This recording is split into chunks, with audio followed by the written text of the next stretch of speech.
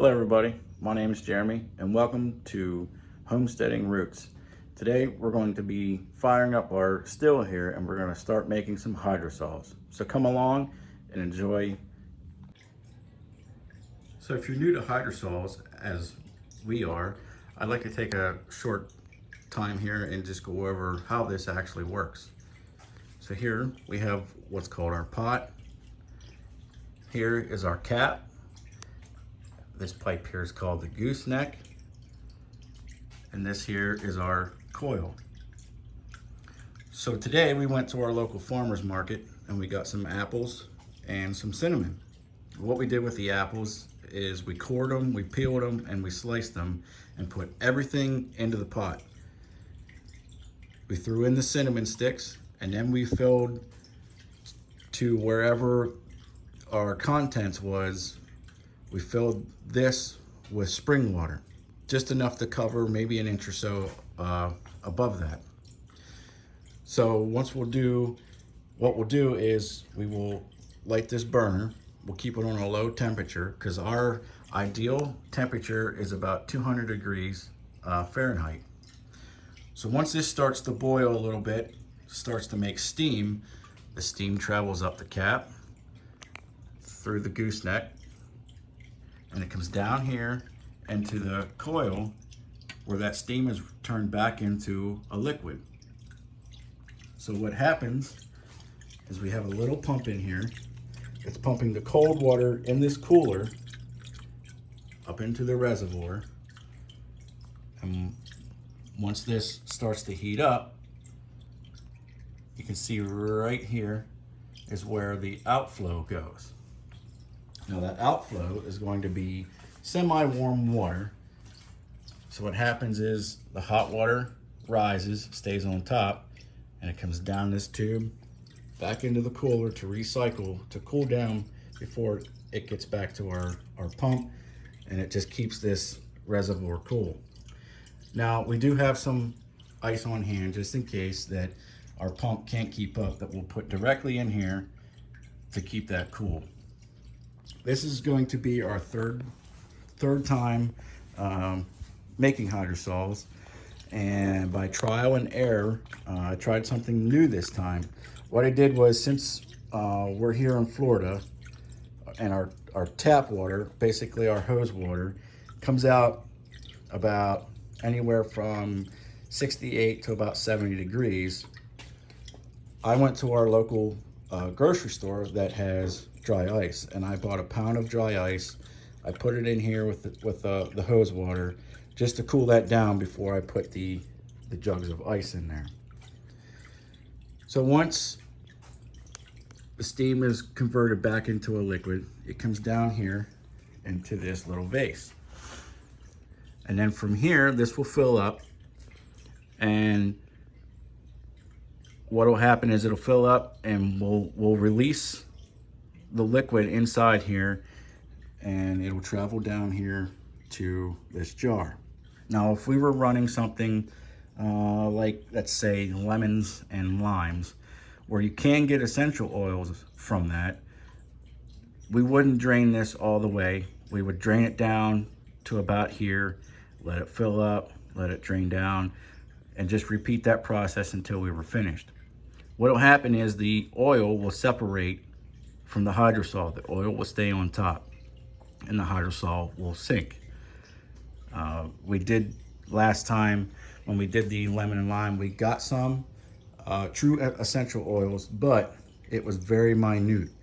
It's a very long process to get a substantial amount of essential oil or true oil from any process. Through our research, there has been many different ways that we have found to make sure that we complete this seal on 3 different places. One was an actual natural remedy where you took some sort of flour and you milled it up and you made a paste out of it and you could paste it on there. We found that was more tedious and more work afterwards, because this will get very hot, and that paste that we put on here was very hard to get off. Maybe it was an error on our part, you know, the right ratio to water to flour, so on and so forth. So our last go around, we found this product. It's called Rescue Tape. It's waterproof, airtight, made with silicone, no adhesive, so it's not sticky. It stretches, wraps, and get rescued. It's good for 950 psi, 500 degrees heat resistant, up to 8,000 volts. This actually, I liked it a lot better. It's a lot less cleanup. It's very easy to take off when you're done. You just find the end and it basically peels apart. Now the reason we do this, the reason we need to make sure that we're making this seal is that we're not losing any steam. We want all the steam that we can get to travel up our cap and down our gooseneck so that we get our product. I've also found out through trial and error, what I like to do is I like to fill this reservoir prior to actually lighting the burner, and make sure that the water from the overflow is flowing freely. I don't want any backups caused. I don't want a low spot where this water will build, only because this water will come out semi-warm, and as it stays here, it just backs up, and it'll heat up even further. So I like to keep it a free-flowing, nothing going on. That way that this water doesn't back up and stay heated up, and it's a process that it'll cool down a lot faster, instead of, you know, trying to cool down so quickly, and then it just depletes my ice, and then my pump down here is just sucking out warm water instead of cold water. Okay, so our next step is to go ahead and get this thing fired up. I do have my burner hooked up to a propane cylinder.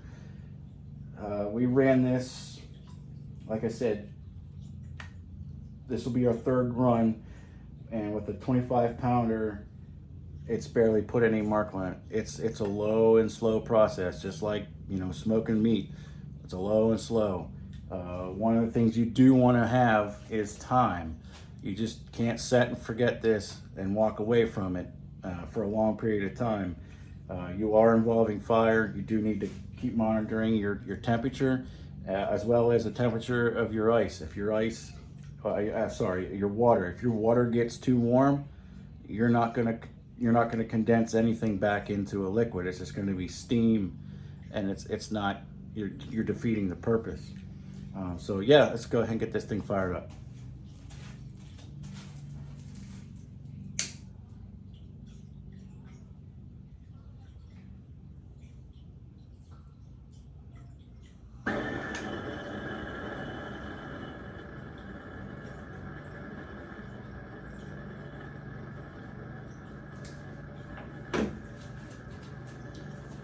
So that's all there is to it. So now what we'll do is we will monitor our flame, keep an eye on our temperature. We're shooting for 200, plus or minus a little bit. You don't want to go way above that. Anything below that, you will make some steam, but it's going to be a very long process. This process for us usually takes anywhere from 6 to 8 hours. So like I said, you're going to want to have the time dedicated for this project. Okay, so we've reached our temperature right there around 200 degrees Fahrenheit, and then we are starting to get our hydrosol.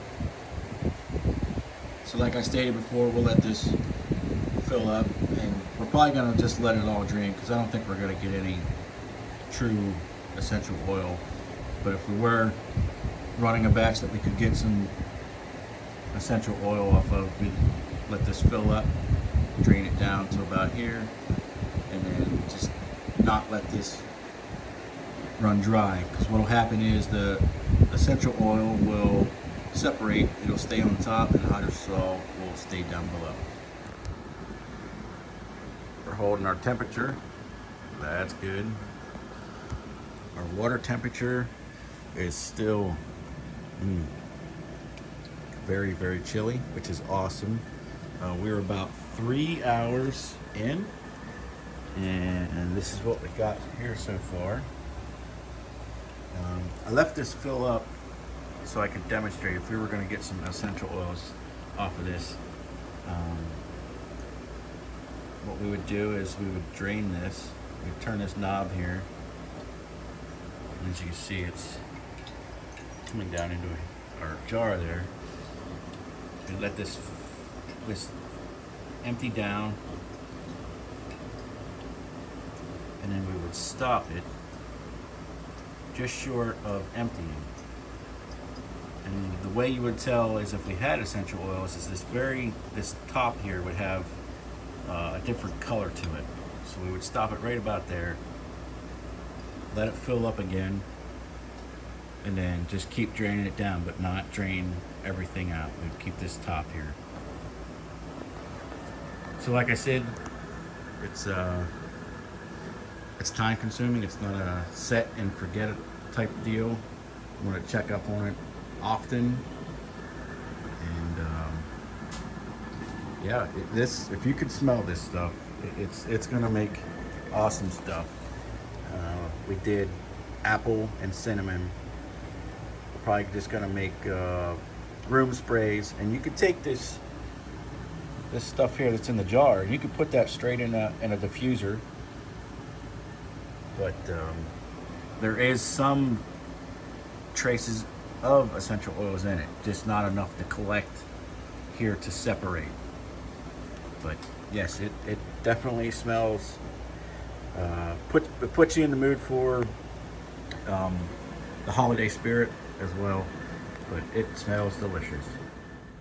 So it's the next day. We ran late into the night, and I basically forgot to shoot a closing. So we ended up with a full gallon and a quarter here. You can see, pulled this out of the fridge for you. So that's what we got. We ran about 9 to 10 hours. And here we have some product. We ran some cucumber watermelon, our first batch, and lemon lime, our second batch, and our third was the apple cinnamon. These guys here will soon be on our website. I'll put in the description where you can find these. They'll be on our website here very soon. So yeah, I hope you guys found some interesting facts or learned something from us. We're looking forward to making you many more videos. So stay tuned. Until next time, don't take any wooden nickels.